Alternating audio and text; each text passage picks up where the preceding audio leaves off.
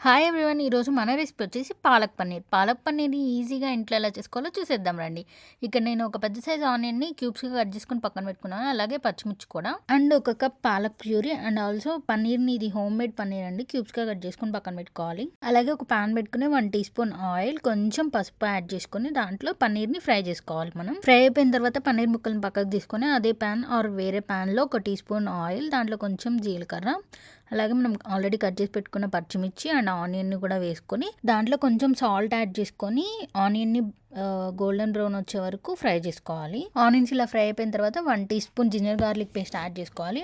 ఆ ginger garlic paste పచ్చివాసన పోయిన తర్వాత మన పాలక్ ప్యూరీ అలాగే ఒక హాఫ్ కప్ వాటర్ యాడ్ చేసుకోవాలి. దాంట్లోనే కొంచెం పసుపు అలాగే ఒక టీ స్పూన్ కారం కూడా యాడ్ చేసుకోవాలి. నెక్స్ట్ ఒక 5 మినిట్స్ ఫ్రై అయిన తర్వాత కసూరి మేతి కూడా యాడ్ చేసుకున్నాం. నెక్స్ట్ పన్నీర్ని యాడ్ చేసేసుకొని లాస్ట్కి కొత్తిమీర యాడ్ చేసుకున్నాం. అండ్ లాస్ట్లో ఒక table spoon fresh cream add చేస్తున్నాను. ఇది ఆప్షనల్ అండి. అంతేనండి, మన టేస్టీ పాలక్ పన్నీర్ రైస్లోకైనా చపాతీలోకైనా చాలా టేస్టీగా ఉంటుంది. ఇలా అయితే ఒక్కసారి ట్రై చేసి చూడండి. ఇలాంటి టేస్టీ అండ్ హెల్తీ రెసిపీస్ కోసం మన ఛానల్ని సబ్స్క్రైబ్ చేసుకోండి. Thank you for watching.